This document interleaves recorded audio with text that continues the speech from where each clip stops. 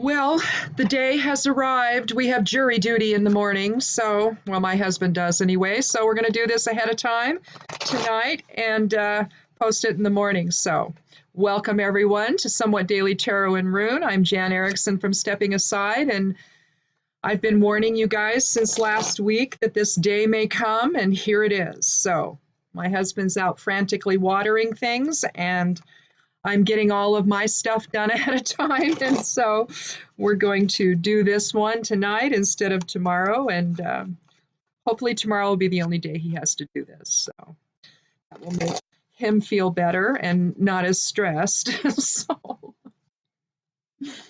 hopefully he only has tomorrow and no other days, but he's done as of Friday, so that's a good thing anyhow. So this is going to be for tomorrow, Tuesday, which is a Mars day. It's going to be the 20th, so that is a day of, it's a 2-day energy, so of balance, decision-making, polarity issues, things like that. So we'll see if the cards and the runes align with that like they have been. I cannot believe the level of synchronicity that we've been getting. It's just been amazing. Oops, there goes one already. Well, it was the sun, so remember that one. Little illumination. The light has returned and all of that.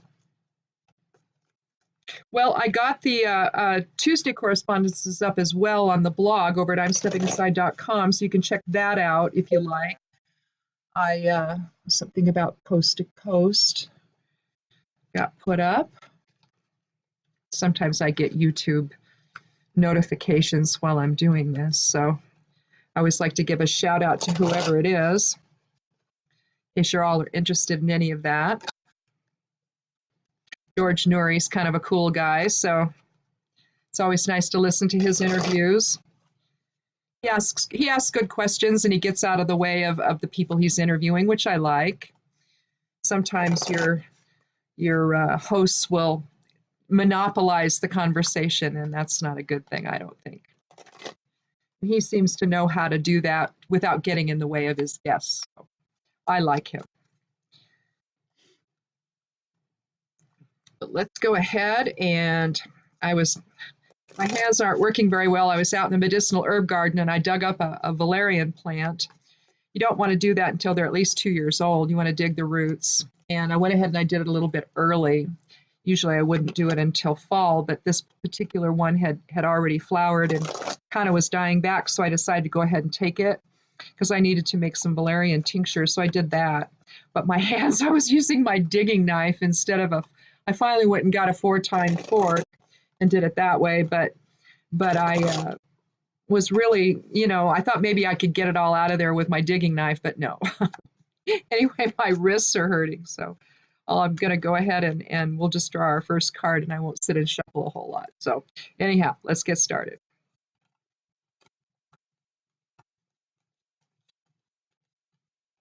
If this is your first time here, thank you so much for coming by. And if you've come back, welcome. I appreciate everyone who comes and watches this and participates by putting something in the comments. If you have questions or you want to add something to the interpretation, that's always welcome. Well, today we're going to begin with the Knight of Pentacles. So issues of practical matters, mundane, our routine, daily routine. It could be about finances. We're going to begin with that. Toward the future.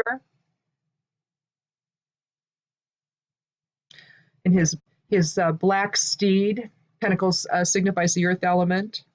So again, issues of mundane life, our daily routine, our traditions, our home life, our family, work, income, the Akashic record even could have to do with pentacles. Whatever is providing the foundation for our life here in form.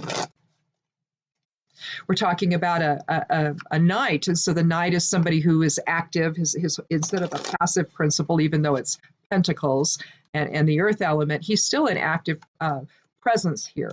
He's somebody that is basically on a quest to perhaps do something for the kingdom, maybe bring more wealth to the kingdom. Maybe the king is sending him out to try to find more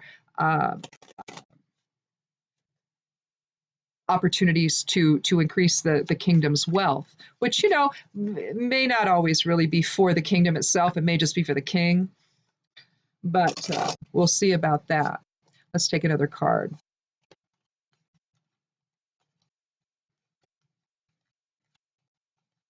This particular knight's very loyal.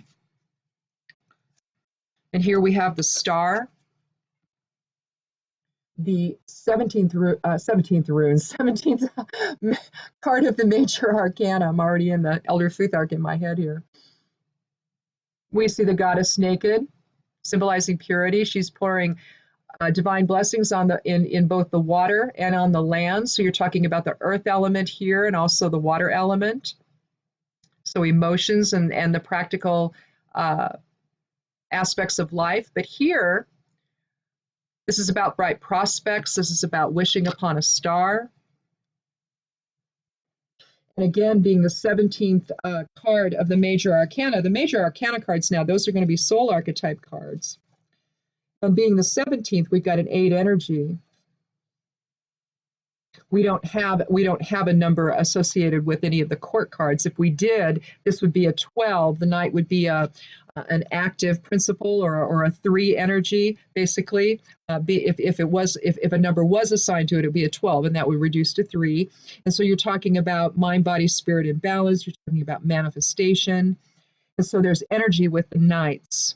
Whereas like the page and princesses and daughters, which would be the first card of the court series, you're looking there at someone who has maybe undeveloped potential, very similar to the Fool in that type of energy where it's all undeveloped potential, anything's possible. It denotes messages. But here we're talking about energy that's more dynamic and more, I'm going to go out and get things done. I'm on my grail quest and all of that. But here with the star, I wanted to check one thing here. It precedes the moon, and it's about hope and inspiration and about dreams becoming a reality. So if you're talking about the Knight of Pentacles, maybe this is about something to do with maybe home and hearth and our wealth, employment. Maybe the Knight of Pentacles is indicating there's something new on the horizon that has to do with that. Maybe a new job is coming, perhaps. But the star is essentially the blessed conduit between spirit and form. And so what we want to do, what it's suggesting to us and reminding us of, is to be sure to employ that when we're manifesting. Make sure that we're manifesting from the standpoint of spirit. But definitely good health, Hecate's wheel.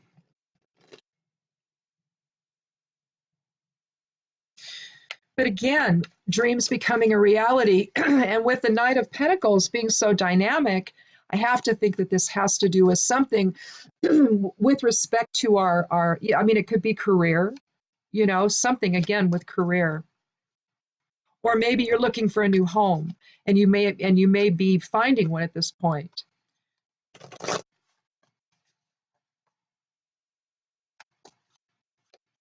I mean, there's a sense of journeying with the Knight of Pentacles. Let's do another card, though.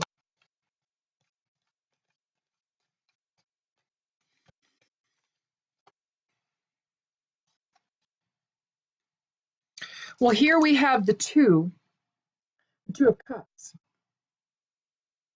Now we see the winged lion above, and we see the caduceus there, the intertwined snakes. And here the couple have come together. She's dressed in her white gown, a symbol of purity. Could be a hand fasting, but it could just simply be intentional reconciliation. The balance between masculine and feminine, perhaps. Extending compassion to one another. You see, the man is reaching toward the woman.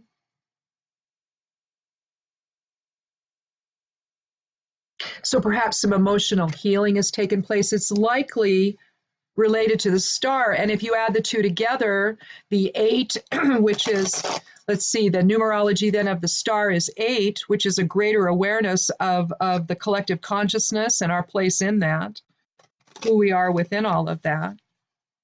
You add that to 2 and you get 10, and which reduces to 1, which is new beginnings. So I think that what we have here,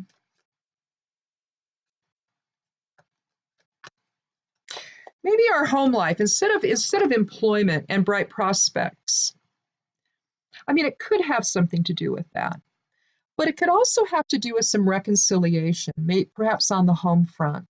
Maybe you've had some estrangement with family members or close friends, and maybe things are starting to come back into alignment for people, and whatever perceptions were causing all of it, maybe they're relaxing somewhat. If the star is reflective of our hopes and wishes and our dreams becoming a reality, maybe you're someone who has been waiting for something to resolve, and maybe you haven't known what to do that, to make that happen. And maybe it really isn't your place to do it anyway. Maybe it's something someone else needs to learn. And so you're waiting and you're giving that space for that to happen and just allowing. You know, the star always reminds me of allowing, whereas the Knight of Pentacles, being a Pentacles, the earth element is a receptive presence or influence. And so in a sense, that's a feminine type of influence versus the masculine. And so basically, you have the Knight of Pentacles sort of trying to strike that balance between, being the masculine side of self, given the male energy here, but at the same time, he's doing things that are for other people here. And so he's setting out on his journey to do something for others. So perhaps he's the impetus. Maybe he represents somebody who's maybe going to help resolve this whole issue, perhaps, if that's what this is. Because when you look at the 2 of Cups, you're looking at a card of healing, and it's healing relationships. Okay, but it could also be healing some kind of emotional split within. Perhaps, one side of self, the masculine side, perhaps is jumping to conclusions while the feminine side is just like, no, I don't know about that. But maybe there's a lot of fear that's been happening. And so it just seems to me, whenever I see the 2 of Cups, this is a card of healing and of reconciliation. But it could be reconciliation with somebody else, but it could also be a reconciliation within and a healing that needs to take place within.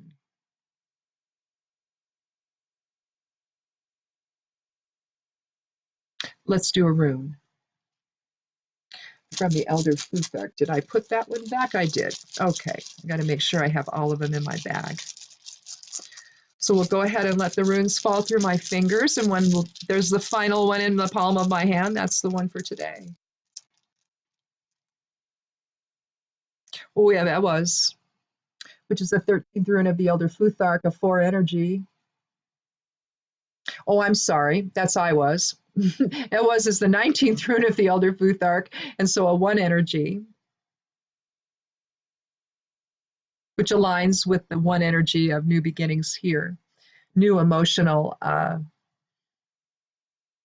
connection or healing. And I want to show you something here about Ewaz. Let me get a clean piece of paper here so I can draw this out for you.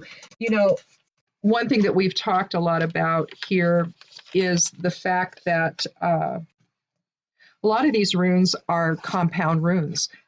So in a sense, they're all bind runes. Now you could have maybe like Isa, for example, is just a straight line. So you might think that that's not a compound bind rune, but in fact, it probably is.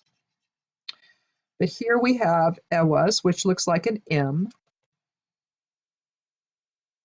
But contained within it is Laguz, forward and reversed. So that's flowing intuition, you see there. above we have have a V,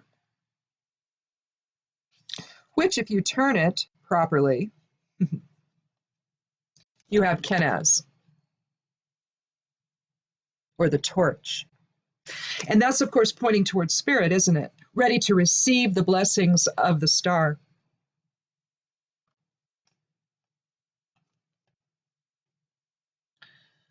But Ewaz is about balanced energy exchange, similarly to Gebo. It's about our place in society, too. It's also about rhythmic motion. Laguz is a water element. Rune. And so right there, containing, with both sides of both Laguz forward and reverse, you're looking at a water energy there. And this, of course, is the same. It is a water element rune. So this is about abrupt change and partnership, binding toward mutual end. That's what I was looking for. And aren't we doing that here? So Ewaz doesn't just align with the star. It also aligns with the Two of Cups as well. That is so cool. This is what I mean about all these synchronicities. So basically, I don't think that this is really about something that is, I got some shungite. It is so cool. I put some out on my, not this nice stuff. It's the kind that you use for water filtering. I put some out on the entrance to the beehives. Never know. Whatever helps. It's a rockin' beehive, so I'm so pleased with it. I'm hoping that it will last till next year. They haven't been, so I don't. But anyway, we're talking about reciprocity here, okay? And this is what we've been coming back to almost every single reading where, and what I think it comes down to is we have such division right now amongst all of us. We think, well, some of us do anyway, that we think, some of us believe in the concept of the other. And so everyone is the enemy. Everybody is the other. Everyone is a threat, right? If you don't believe the way I do, there's something wrong with you, that kind of thing. And all of the isms seem to be running amok. Well, we're showing right here with almost every single reading that that's not the direction that humanity should be going or actually is going. The energy is, in fact, moving us toward the awareness of and the participation in the collective participation in the notion of unity consciousness and the whole idea that it's not the other that we see, but the other side of self. But let's look at a geomancy rune. I've started doing this a few weeks ago, and I just love geomancy. It's an older divination tool. Lots of ways to accomplish it. The idea is you're working with an odd or even number, so either 1 dot or 2 dots. And so I have like, this is for water. I'll turn it around. There's 1 dot for water, 2 dots on the other side. And so basically I'm going to throw them down and I'm going to create a geomancy rune. It's an earth divination tool. We're going to put this in the order of fire, air, water, and earth. Now, single dot denotes an active influence or principle, and a dual dot is a passive influence. And so we have, oh, this is interesting. This morning, well, technically yesterday morning, we had as the glyph or the geomancy rune or glyph or symbol, we had Fortuna Minor. And then, let's see, it wasn't that one. Here it is here. We had, I'm sorry, we had Fortuna Major. This was the one. Tomorrow, or today, if you're seeing this tomorrow, we now have Fortuna Minor. So gain that is not quite as sustainable. It's more temporary. So like the idea of temporary success, which isn't bad. It doesn't mean that that's a bad thing. But sometimes, successes are more, sustainable and long-term, and others are more short-term. And so what we're having tomorrow or today, if you're, well, right now it seems like tomorrow, but on the 20th, on Tuesday, we're going to have a little bit of short-term success. So whatever is happening here, we have to be careful about it. Things are still relatively, well, relatively, things are awfully unstable, aren't they? You know, our relationships are in trouble, and you know, the political system has got everyone is just at odds with one another, and you know, it's not really as clear cut as one side versus the other. There's a lot of shades of gray here, and some of it's very clear cut though. And I think that what this temporary success is maybe we're going to get to another level. And it's like the idea of an uneasy truce. You know, we've all agreed to maybe lay down our arms, maybe we've agreed to come to the table, not really completely resolved, but we have the, you know, the intention to do something here.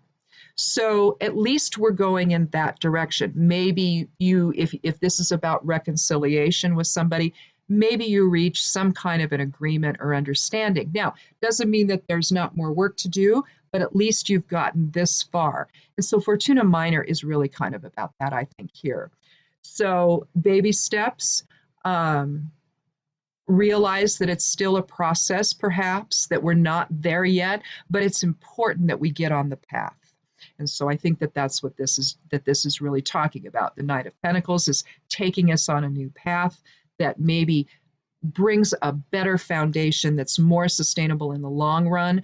But right now, we're going to come together in some easy flowing type of interaction with Ewas, and allow the blessings of the star to flow around us, through us, between us, and just bring that love to bear on whatever this situation is. A lot of this is about dropping resistance and letting things just be in the past. Sometimes you can't resolve things, you know. Maybe whatever the situation is, maybe it was never based in reality anyway. So where's really a resolution there? If you can't fix a problem that isn't real, in other words. So sometimes you just have to let things go. And maybe that's what we're really talking about this with this particular reading. But here you have, you know, that Aries energy up there with the lion, the Leo energy. That's intention. That's the intentional choice to heal. And just making the choice sometimes is enough. So I don't know. We'll see how tomorrow goes. We'll see if my husband gets selected for a jury. Hopefully, if he does, then, you know, we'll have lunch. And after, when he comes out, we'll have some lunch and we'll have a better idea of how long this thing's going to last. And maybe he'll just be done tomorrow and he won't have to go back at all the rest of the week. So anyhow, I guess that's it then. So this is weird. We'll see you tomorrow, or the next day, Wednesday. Anyway, thank you so much for coming by. Do check out the blog. Some things are going up every day. So go over there to imsteppingaside.com and check that out if you'd like. And come back here. Click subscribe. I'd love to see all of you.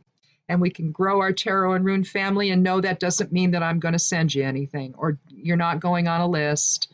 Nothing like that. I don't do things like that. Anyhow. Be good to yourself. Be good to one another, and blessed be.